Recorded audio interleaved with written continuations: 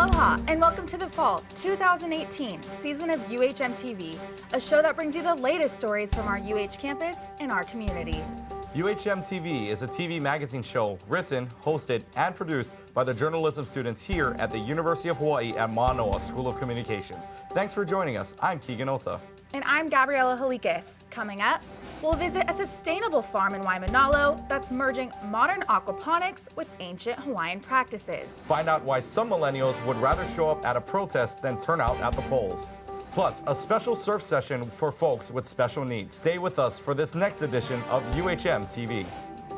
UH researchers are going back to the roots of ancient Hawaiian farming techniques, but in a modern way. As Adara Panetta reports, this aquaponics program aims to grow fresh local produce and healthy Hawaiian families.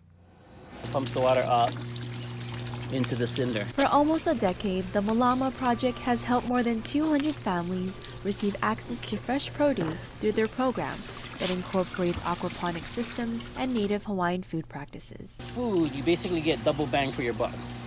You got the fish, and then the waste from the fish is pumped to the plants, and so it's a recirculating system that benefits both components. The hope is to allow for better access to fresh fruits and vegetables, and thus impact health, diabetes, heart disease, etc. Our Hawaiian community does have issues, and again, trying to engage access, increase access to traditional foods, etc. is important. Researchers found that 3 months into the program, participants found an increase of fruits and vegetables, felt more control of their health, improvement in blood pressure, an increase in homemade meals, and a stronger sense of identity. With this grant, the Malama Project plans to select more than 40 native Hawaiian families to participate in workshops to learn how to maintain a hydroponic system. Researchers hope that the findings will lead to greater results in the future. I really am interested in seeing is how we change the narrative of Hawaiians as healthy communities. So we want interventions and culturally grounded programs like this to really transform the narrative around Hawaiians as healthy people, because they are and they can be. It's beyond the technical aspect. It's really bringing in the cultural aspect of Native Hawaiian lens of what health looks like. For UHM TV, I'm Adara Panetta. So if families are interested in joining, where can they find out more? Actually, Keegan, the first cycle of these workshops are expected to begin in the summer of 2019, but if families want to learn more, they can go ahead and contact the website below. Thanks, Adara. While farmers continue to malama the aina, an effort to care for new students is underway at UH Manoa. As Tracy Kim reports, the Hanai program gives freshmen a chance to find their home away from home. Nearly 30% of first-year students do not return for another school year, according to UH research. Academic affairs officials say many leave because they don't feel connected or have a support system. It made me feel like a little comfortable at first, a little uneasy, because I was like, what am I going to do? Like, what happens if something goes wrong? UH Manoa recently launched the Hanai program, which pairs students with an informal support network of faculty, staff, and alumni volunteers. Hanai is a Hawaiian word for adopt. It also means to nourish and to sustain. The university isn't just about going to class and getting grades, but is really about the connections you make and the family that you can build while you're here. Volunteer mentors meet with their students at least once a month. Participants say the campus activities help ease the pain of homesickness. For those who don't know about the Hanai program, I think that this is a really beneficial program because it can really help with the adjustment process. So far, the program has been successful, and officials hope to expand the program to transfer and neighbor island students. For more information, visit uhalumni.org. For UHMTV, I'm Tracy Kim. While some walk for awareness, others fight for change through pickets and protests. Shannon Manantam shows us that voting is not the only way millennials are having their voices heard. While there has been a major surge in voter participation in the last year, young adults have consistently tended more towards activism rather than just voting as their means of political engagement. Protests against gun violence were spearheaded by teens and young adults after the Stoneman Douglas shooting in February, and demonstrations surrounding the Me Too movement have gained local and national attention. people get obsessed with voting. Voting isn't the only way to participate in politics. So if millennials get a bad rap for being disengaged and not voting, that's really not fair, because I do see them as quite engaged, and I think the really remarkable protests around gun violence are an illustration of that. An estimated 31% of eligible millennials voted. That's over 10 points above the last midterms and the highest rate of youth participation in the last 25 years. While young adults have been spurred into action by social movements, many have become discouraged from voting because they find the issues politicians talk about unrelatable. I didn't vote in the local election because, one, I didn't feel at all informed about it. Second, I had a lot more what I thought was my priority, which was school. I didn't have the time to sit myself down and learn about each person's viewpoints, what they were planning to do. Part of the problem is that politicians don't really talk to young people, or they do so in kind of a condescending way. And they do that in part because young people don't vote, so it's this self-fulfilling prophecy. I'm Shannon Manantam for UHMTV. So Shannon, if people aren't going out to vote, what can we do to get people more involved? Well, Keegan, humans are social creatures, and movements like Me Too and March for Our Lives were first propelled on social media and then brought to the real world for demonstrations. So when people see that their friends and peers are getting more involved in voting, they're more encouraged to do so as well. Thank you, Shannon. A new leadership structure is currently underway at UH Manoa with a move to permanently combine the system president and Manoa chancellor into one position. As Mark Liddell reports, some faculty members are not pleased with the consolidation. David Lassner, UH System President, held a meeting on November 2nd about reorganizing executive positions at UH Manoa. The goal? To create a more functional university. So fundamentally, a student-centric research university, a world-class, that is grounded in our indigenous roots, indigenous learning, and responsive to our community. In a nutshell, that's what we're aiming for, and we believe that the only way we can get there is to reorganize so that we have those elements. The president and chancellor roles will be combined, and a provost role will be created. The provost will oversee the major functions at UH Manoa. However, students, faculty, and staff shared their concerns about UH Manoa's independence, treatment of Native Hawaiians, and a lack of consultation. Functions get moved from the campuses to system. It's a way of doing an end run around shared governance because there is no system senate. I don't want to minimize those concerns. I know that change is very difficult, and there certainly are legitimate concerns in terms of where will I be moved, who will be my new supervisor, what will be our mission, how does it differ from the past mission that I've been employed to do. These are all part of change like this, and change is simultaneously difficult but necessary. Lassner and his design team hope to have some version of the reorganization in effect by July of next year. So what's next, Mark? Well, since campus independence is one of the biggest issues, UH President David Lassner is looking to set up a slew of meetings with campus faculty and staff to address their concerns. Thanks, Mark. Well, when we come back, we'll visit the new housing alternative to UH dorms. And check out what UH fashion designers are doing with smart clothes to protect their kids from their smartphones. Stay with us on UHM TV.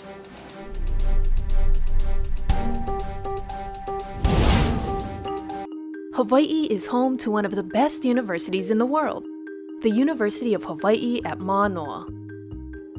Consistently ranked in the top 5% among national and international universities, affordable with resident tuition more than $4,000 below the national average, 200+ degree programs to choose from. Get a world-class education and experience. The University of Hawaii at Manoa.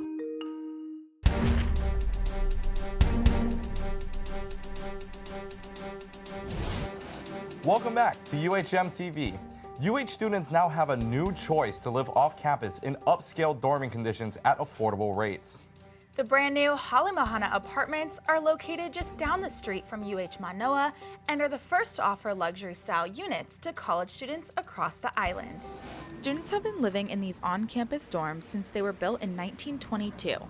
Now the city of Honolulu has offered alternative housing known as these new Halimahana apartments just down the street from UH Manoa's campus. This 14-story building is located on the corner of University and King Street. This new apartment building offers a luxurious lifestyle for students at a reasonable price. I wouldn't qualify it as luxury because that definitely, to me, it would make me think that this is kind of out of budget. But I think it's a very attainable price range for our residents and potential residents. On the 14th floor, rooftop level, you can find all the amenities that these apartments have to offer. They have a brand new gym with machines that overlook Manoa Valley and the university. The new Halimahana apartment building offers affordable housing for students, faculty, and staff, not only at UH Manoa's campus, but HPU, Chaminade included, and with rooms ranging between $899 to $2,200 a month for rent. Here are the average price ranges for rent in the city of Honolulu, the on-campus dorms, and the new Halimahana apartments. Although these numbers do vary depending on the neighborhood, the dormitory building, and the number of rooms in the unit. It might be slightly more than the dorms, but you're getting so much more with the convenience of being right off of campus. So it has all of the conveniences that a dorm would have, plus it's super nice and brand new. Students also have quiet study rooms available to them, so they can focus on their studies and make their academics a priority.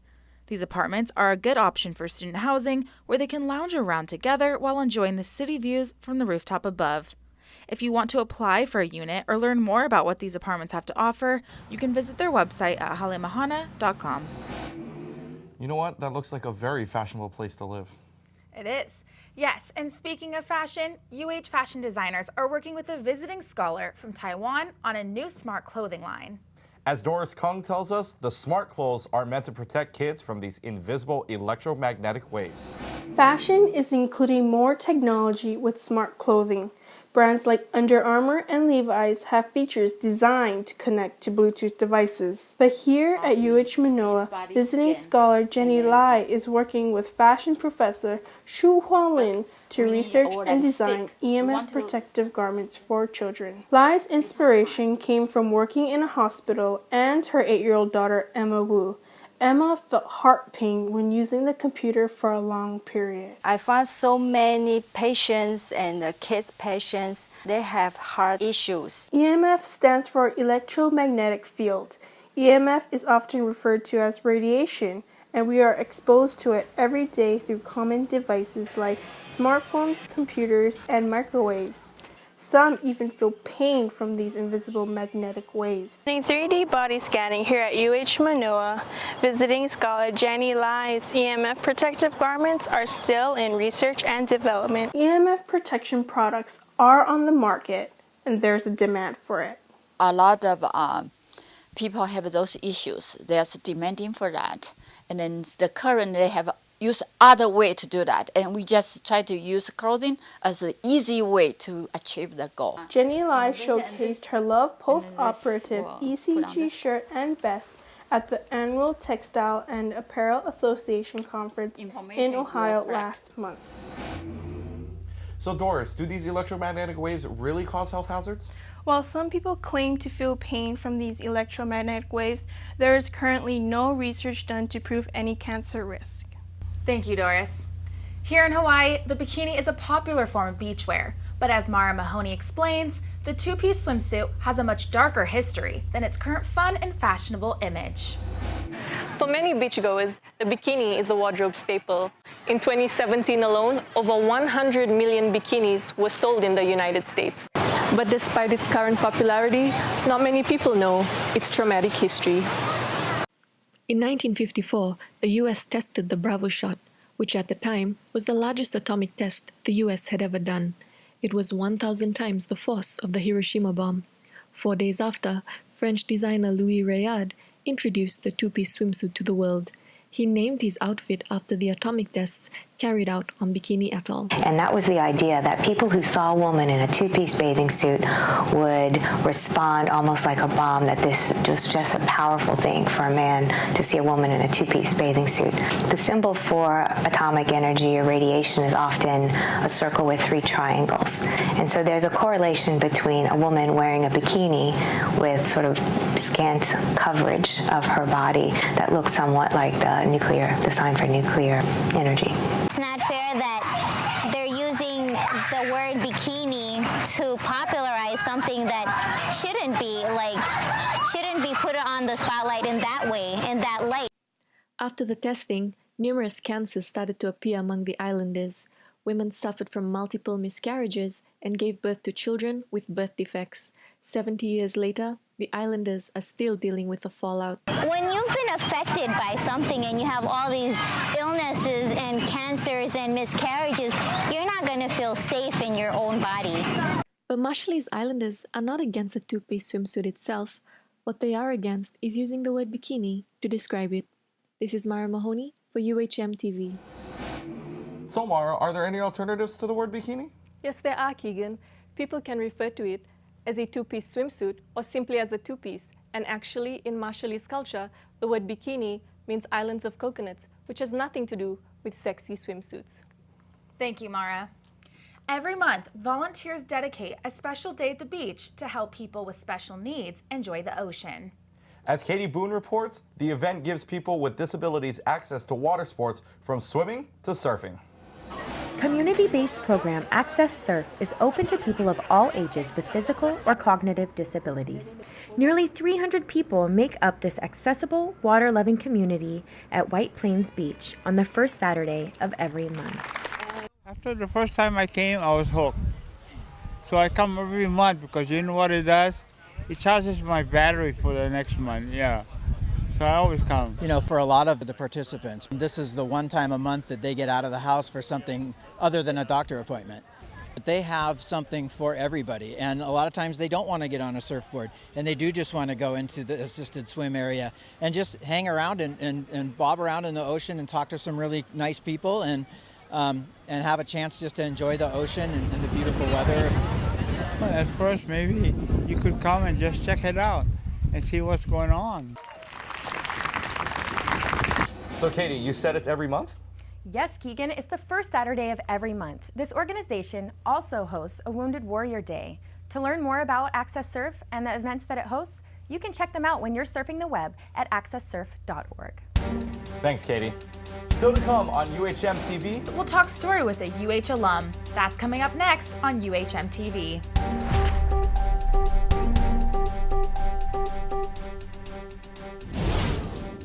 I chose UH Manoa's College of Social Sciences because it inspires me to be bold and unafraid, to stand out, speak up, defend, and question. It's about being in my element, being engaged, and being part of something great. At the College of Social Sciences, we empower students to explore their interests, discover what they excel in, and learn how to apply their knowledge outside the classroom. Visit us today and learn more about us, because life is not one-dimensional and your college degree shouldn't be. Welcome back to UHM TV. Today we're sitting down with UH alum Andrew Rosen. He is the president of Summit Media Hawaii, a national corporation that owns and manages radio stations like Power 104.3 and Crater 96.3. The New York native attended UH Hilo and received his Bachelor's of Arts in Communications from UH Manoa, and serves on community boards like the Native Hawaiian Chamber of Commerce and Access Surf. Andrew, thank you for joining us today. Thank you. So what was it, do you feel, that really influenced you? Well, I didn't go to college, so I was 21. I got left back in high school. I was not the best kid, but I always had a strong work ethic. And when I watched the people that I thought woke up on third base and had all this money, seeing them work so hard, I just said, you know what, I want to get a college education. I started saving money, going to a community college at night. And when I saved enough money and I saw University of Hawaii, and I said, I succumb easily to peer pressure. Let me get as far away from New York as I can. And being in Hilo, it was more, I learned more of the culture. And that's when I fell in love with this place. And unfortunately, back then, they didn't have media. at that campus, but they did here at Manoa, and so I transferred. But, you know, being on your own, putting yourself through college, working a number of jobs in the field, the people were so gracious, and I couldn't have been more blessed. So speaking to your work ethic, you said you had put yourself through college, you were working 5 positions at one point when you were a senior. So how were you able to manage all of that? How did you kind of find yourself in that position? A lot of vodka. No, no. I was just determined that I found my field. I was so passionate about it. And I was, like I said, I was so blessed that so many opportunities came up in media for me. But it was rewarding. It wasn't like work, because when you love what you're doing, it doesn't feel like work. So you've also have been very active in the community as well. So you have been on board, so like the Native Hawaiian Chamber of Commerce, Honolulu Zoo Society, you are the president of the board of directors for Access Surf. So that's a lot of things to be involved in. How did you find yourself in all of those organizations? By accident. I always, wherever I work, I give the community tons of exposure, you know, nonprofits. And what happened with Access Surf was I was coaching and playing with the adult Special Olympics team.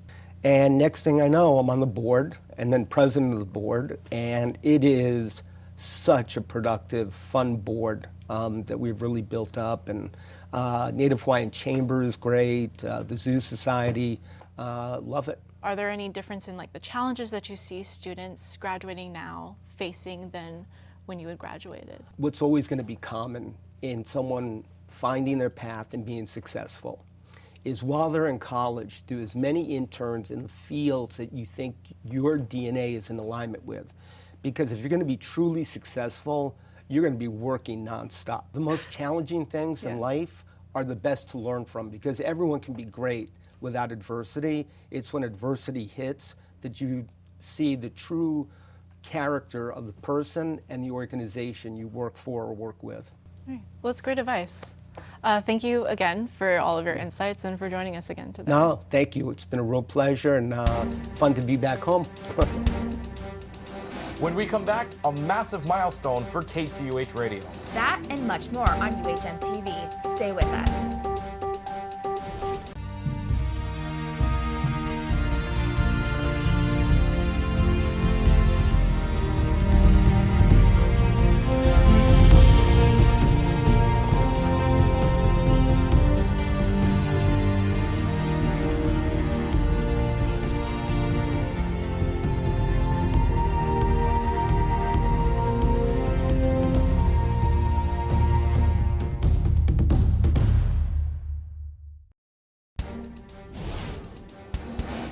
KTUH, the student-run radio station, is preparing to celebrate 50 years of commercial-free programming. As Sierra Ackland reports, the popular broadcast has been operating without corporate funding since 1969 and reaches more than 1 million listeners from Hawaii and around the world. Ladies and gentlemen, good afternoon. It is 1:07 in the islands. You are listening to KTUH, and this is Unfun Radio right here on the station that loves you.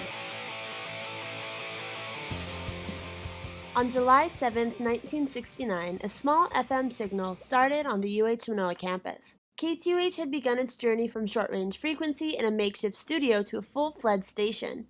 Next summer, the staff, alumni, and community will be celebrating the 50th anniversary of that first broadcast and all the successes and failures the station has endured over the last 50 years. There's no corporate interest driving our content. It's all coming from the creative minds, the discretion of the individual student. That's nothing you get from any radio station, you know, in most places in the world now, let alone just in Hawaii.